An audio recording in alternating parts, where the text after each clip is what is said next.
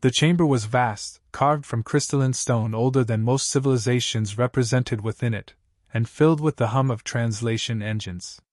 Delegates of empires spanning 1,000 star systems gathered in concentric tiers, their elongated forms, carapaces, or luminous energy bodies arranged with ceremonial precision. At the center rose the dais of the council, a shimmering disk that projected simulations above it, swirls of data and predictive graphs. On this day, the focus of their deliberation was a single, fledgling species from the backwater spiral of a minor arm, humanity. The projections gleamed in cold precision. Charts bloomed in red arcs, casualty probabilities, timelines of collapse, predicted surrenders. The council's prime adjudicator, a tall figure whose translucent membranes flickered with smug certainty, spoke in a voice both soft and resonant. The numbers are immutable. Resistance will degrade within 6 planetary rotations. Yet, given their primitivism, surrender will arrive in fewer than 10 standard hours. All data converges on this outcome. A ripple of amusement pulsed through the chamber. The reptilian envoy of the Kreth flexed its clawed hands, teeth glinting. Ours, then. It is almost merciful. Their military hardware is fragmented, their resource base pitiful, their unity laughable. They cannot withstand the projection of real power. Their records speak of endless civil conflict.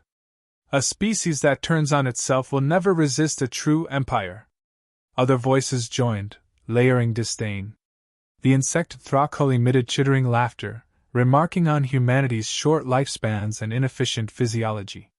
The crystalline minds of the Valen spoke with mathematical detachment, echoing probabilities to the 100th decimal, weapons inadequate, command structures brittle, outcome predetermined. To them, the matter was less judgment and more inevitable arithmetic. One figure did not share the chorus of certainty.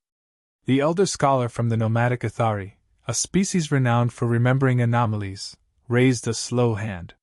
Forgive the interruption. But I have studied the humans. I see irregularities in their patterns. Their history does not conform neatly to expectation. In every age they have risen from collapse faster than models predict. They survive cataclysms of their own making, then thrive as if destruction were nourishment. Murmurs rose, some dismissive, others irritated at the breach of consensus. The adjudicator's membranes pulsed with annoyance. Irregularities are noise, scholar. Noise does not change outcomes. We calculate by the law of great numbers. One anomalous battle, one sudden victory, does not alter the march of probability. Yet the Athari persisted, voice steady. Noise becomes pattern if repeated often enough. They endured plagues that should have erased them. They fought wars so vast they spanned continents, yet rebuilt in decades. Their minds are restless, inventive. They wield improvisation as a weapon, and their emotions drive them where logic warns them away. If you predict hours, beware the minutes. The chamber laughed at the phrase, derisive and sharp. To the Kreth, it was bravado unworthy of consideration. To the Valen, it was statistical absurdity. The Thrakul clattered their mandibles in mocking rhythm, repeating minutes, as if savoring the joke. The adjudicator silenced them with a gesture. Your caution is noted, but misplaced. Their records display as much failure as triumph. They burn, they rebuild, they burn again. That is not strength, it is futility repeated. Against unified force, they are nothing but dust. Above the dais, the holographic projections shifted again, showing the Earth encircled by the descending arcs of fleets. Estimated resistance times glowed at the edges, 9 hours, 7 hours, 3.5. Not one simulation extended beyond a day. The sheer weight of consensus seemed to press the chamber toward its verdict. The Athari leaned back, defeated by the tide of scorn, but eyes remained troubled. They alone noticed that human unpredictability was never truly entered into the simulations, because unpredictability cannot be quantified. Yet their silence was drowned beneath the thunderous agreement of the others. One by one, the councillors cast their votes. The chamber filled with the resonance of affirmation. The adjudicator raised both arms in solemn conclusion. The verdict is final. Humanity will fall in hours. Their struggle will be brief, their resistance a mere ripple in the eternal tide of empire. This council is adjourned. As the delegates dispersed, the atmosphere was thick with self-satisfaction. Already, some discussed how best to divide Earth's resources, who would claim its oceans, its metals, its skies. The humans themselves were spoken of as though they were already extinct. The Athari remained seated long after, staring at the simulations flickering into nothing. In their mind, an echo lingered, not a probability, not a figure, but a phrase. Beware the minutes. They whispered it to themselves as the chamber darkened, certain that history rarely unfolds according to expectation, and that arrogance has broken greater empires than this council could ever imagine. The intercepted transmission spread across human networks like wildfire, decoded fragments repeating the same cold decree: Earth would crumble within hours. The words ignited fury more than fear. In command bunkers and street markets alike, the arrogance behind that judgment struck a nerve deeper than any orbital bombardment could. Humanity had been insulted not only as weak but as irrelevant, as if their existence were a minor footnote in the calculus of empires. Leaders who had never sat in the same room now faced each other across secure links, the tension of decades of rivalry swallowed by the weight of survival. Presidents, premiers, monarchs, and generals stared at one another through flickering screens and came to an unspoken understanding: no nation could weather annihilation alone. Old disputes seemed trivial when measured against extinction. Borders dissolved in those moments, replaced by a grim unity forged in the knowledge that every human life depended on it. Military command structures shifted overnight. Officers accustomed to hierarchy began taking directives from counterparts they once considered adversaries. A single unified defense net was cobbled together from fractured systems. Old satellites linked with cutting-edge prototypes, naval fleets coordinated with rival air forces. It was ugly, unstable, and prone to collapse, yet it pulsed with human ingenuity. Where alien models expected cohesion to falter, humanity thrived in the chaos, improvising faster than any algorithm could track. Among civilians, fear churned into resolve. Factories converted from consumer goods to weaponry in hours. Engineers scavenged obsolete designs, blending them with modern technology to produce defenses that technically should not have functioned, but somehow did. Hackers broke into systems once guarded by their own governments, pooling stolen data into a common arsenal. Farmers donated fuel reserves, fishermen repurposed sonar for naval defense, and schoolchildren were drilled not in evacuation but in maintaining communications when infrastructure failed. Everyone, from the highest office to the smallest village, was drafted into a single effort. What stood out was not simply preparation but the defiance stitched into every decision. Humanity did not merely brace for impact, they sharpened their rage into strategy. The alien pronouncement of "ours" became a rallying cry. Graffiti appeared on city walls, not hours. Minutes. Soldiers painted it on helmets, pilots etched it into fuselages, and engineers engraved it onto weapon casings. It became a promise whispered by parents to their children as power grids flickered, a mantra muttered by workers soldering circuits with trembling hands. Amid this surge, one theme emerged: unpredictability. The Alien Council had seen disunity and fragility where humans saw a weapon. To an outsider, the patchwork of cultures, languages, and ideologies seemed fractured beyond repair. To humans, that diversity was fuel. Where one mind hesitated, another proposed a reckless solution.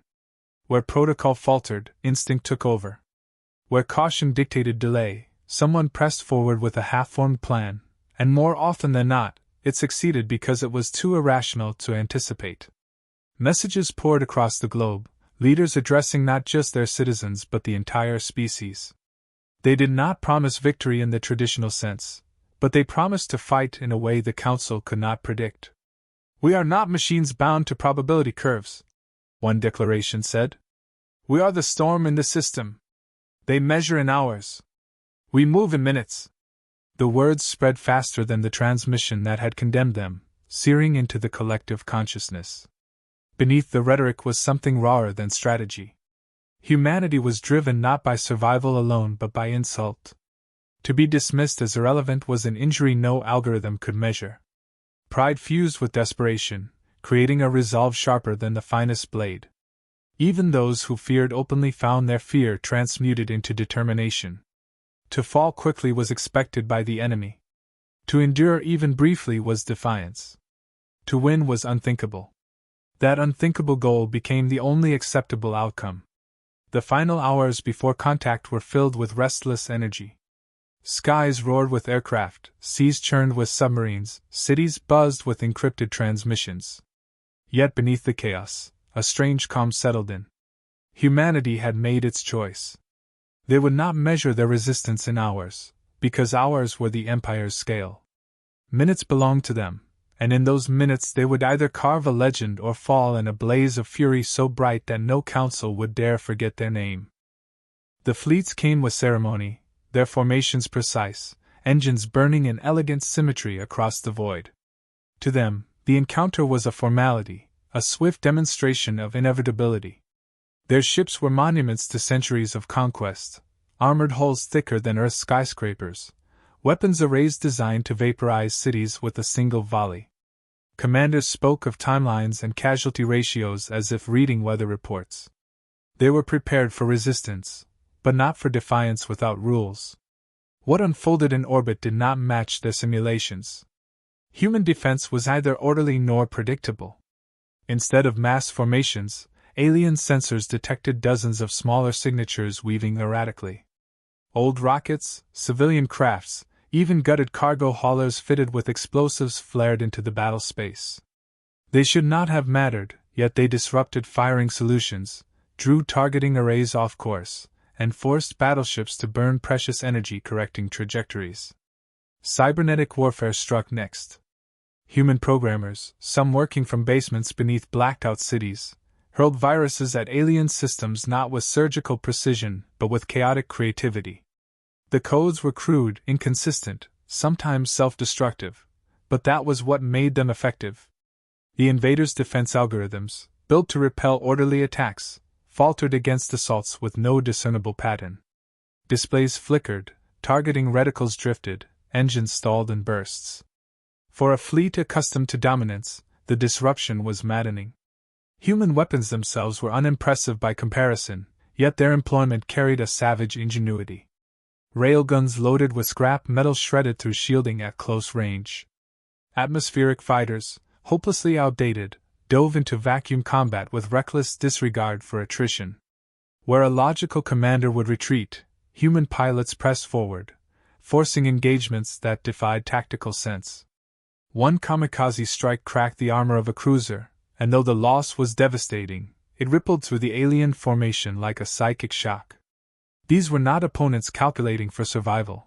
They were opponents gambling with annihilation to inflict pain. Minutes into the conflict, what should have been overwhelming superiority dissolved into chaos. Alien ships collided with each other, avoiding erratic human assaults. Fleets hesitated, unsure whether to maintain formation or scatter.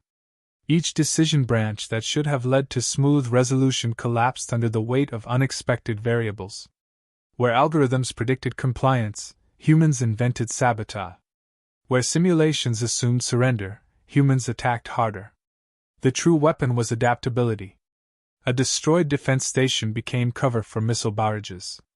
A disabled satellite turned into a blinding flare, its debris hurled into enemy scanners. Engineers on the ground rewired power grids mid-battle to overload alien sensor sweeps, frying delicate instruments across entire sectors. Improvisation stacked upon improvisation, creating a storm of contradictions that logic-driven adversaries could not decode in time. In the heart of this storm, the alien commanders faltered. The arrogance that had carried them into orbit was replaced by disbelief. Reports poured in of losses not measured in hours but in mere minutes.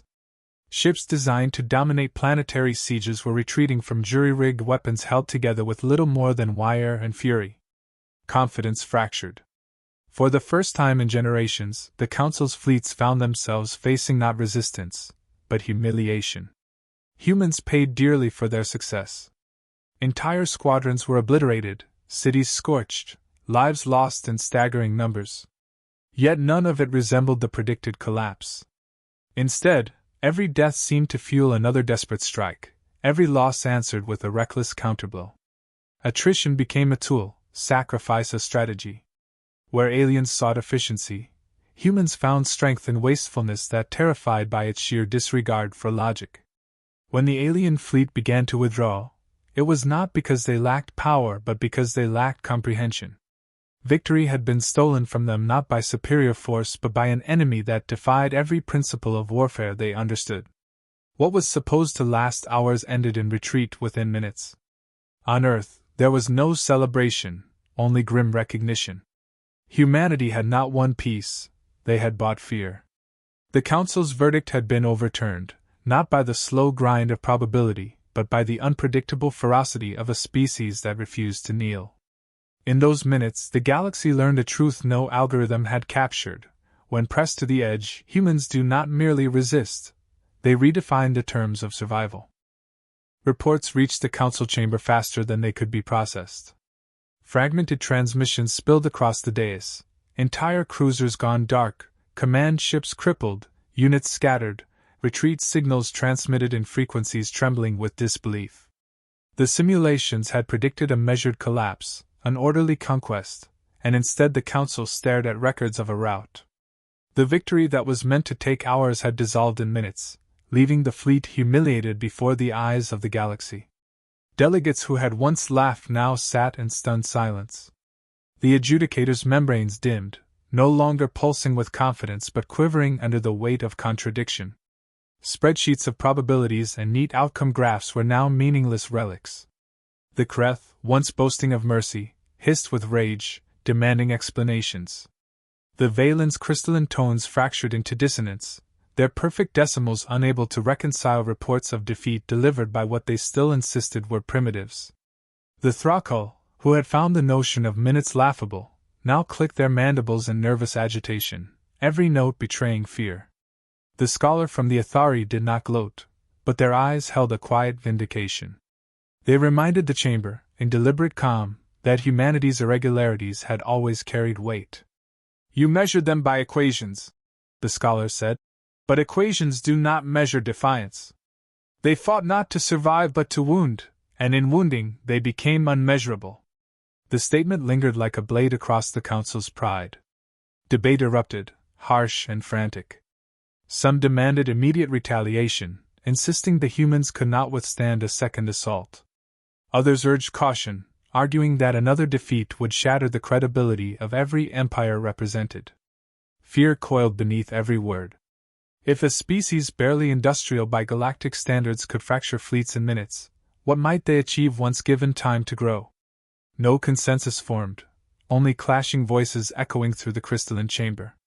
Amid this storm, a transmission appeared on the central dais, hacked into the Council's secure channel.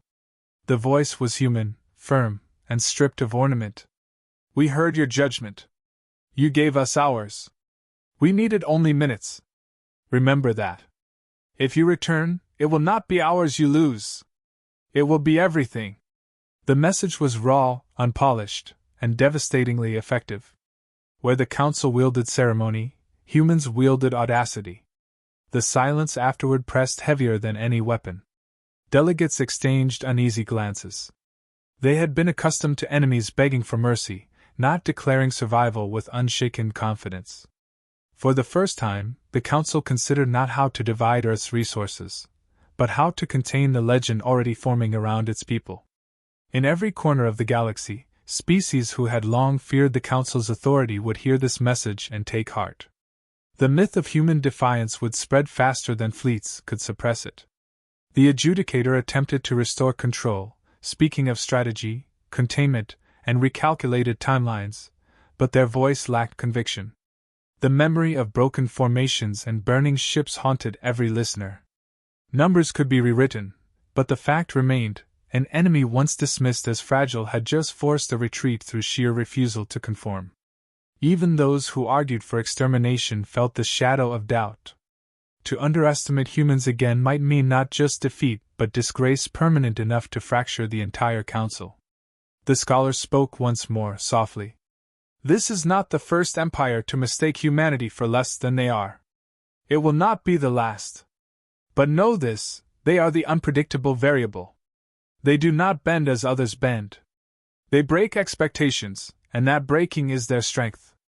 The words resonated, uncomfortably true. The chamber grew still. Pride had been pierced, arrogance stripped away, and in its place lingered a question that no data could answer. What else might humans accomplish once the galaxy had marked them as dangerous? The council adjourned with no verdict this time, only silence heavy enough to suggest that an age had ended. For the first time in generations, the council feared not the rise of an empire but the rise of a species no equation could contain. The aftermath spread across the galaxy like fire in dry fields. News of the retreat could not be contained. Whispers became proclamations, proclamations became legends. Entire systems that had once trembled at the Council's authority now murmured the name of humanity with awe. The official reports spoke of unforeseen anomalies. But the truth was simpler and far more dangerous. The untested species had done what no empire expected, and they had done it in less than an hour. On Earth, there was no illusion of triumph without cost. Cities still smoldered, fleets lay in ruins, and millions mourned. Yet beneath the grief was a pride that no loss could extinguish. Humanity had not merely endured, it had struck back in a way that reshaped perception across the stars. Survivors carried themselves with the knowledge that they had altered history. The words, "minutes, not hours," etched themselves into the cultural fabric, appearing in songs, speeches, memorials, and whispered prayers. Other civilizations watched with sharpened interest. Species long bound beneath the weight of the Council's dominance began to reconsider submission. Some reached out discreetly, offering information, trade, or tentative alliances. They reasoned that a people who could shatter predictions so thoroughly might one day break chains as well. Others looked on with dread, wondering whether the chaos humanity embodied might spread like contagion, destabilizing order built over centuries. Empires calculated, weighing the benefits of partnership against the risks of enmity, and in those calculations humanity was no longer an afterthought but a central factor. For the Council, the damage went beyond the battlefield. Their aura of inevitability, cultivated for generations, was fractured. Authority once unquestioned now faced scrutiny. Within their ranks, factions argued whether to crush humanity immediately, to quarantine Earth, or to bide time and observe. None agreed, for the very act of debating acknowledged fear. They had wanted compliance, but what they had gained was uncertainty, and uncertainty spread faster than conquest. Among humans themselves, unity did not last as perfectly as in the days before the battle. Old rivalries resurfaced, politics crept back into strategy, and nations resumed familiar disputes. Yet something had changed permanently. Beneath the noise of disagreement lay a shared memory, a moment when every border and ideology bent to a singular truth. Together, they had defied the galaxy. The fractures were real, but so was the foundation. Humanity might quarrel, but when threatened, it could coalesce into something unstoppable. Scholars and philosophers debated the meaning of what had occurred. Some argued that victory was luck, the result of enemy arrogance and circumstance. Others countered that luck itself was a form of human weaponry, the ability to seize chaos and turn it into advantage. Writers spoke of a species defined not by perfection but by resilience, not by strength but by refusal to accept inevitability. This refusal, they claimed, was the true fear humans inspired, a determination that defied probability itself. In quiet moments, survivors reflected on the paradox. Their world was scarred, their fleets shattered, and yet their name now carried weight far beyond what centuries of peaceful progress could have achieved. They had not sought to become a symbol, but symbols rarely asked for permission. The galaxy would remember the battle not as an isolated conflict but as a lesson carved in fire, that humans, when underestimated, become the storm that drowns expectation. The legend grew, told and retold across spaceports and transmission networks, each recounting sharper than the last. Some said humans destroyed fleets with technology centuries behind their enemy. Others claimed they fought with sheer will, bending fate itself. Details blurred, but the essence remained. When given hours, they answered in minutes. That line alone became a warning more potent than any fleet deployment. For the Council, the choice ahead was grim. To strike again risked further humiliation. To leave humanity alone risked their legend expanding unchecked. No model offered clarity, no algorithm confidence. And so the Council, once the embodiment of certainty, became paralyzed by doubt. Meanwhile, humanity looked upward, scarred yet unbroken, aware that they had earned a place no one had intended for them. What lingered most was the knowledge that survival had not been passive. It had been an act of will, forged in the crucible of insult and delivered in the span of minutes. That truth hardened into identity. Humans no longer wondered whether they could endure the galaxy. The galaxy now wondered whether it could endure them.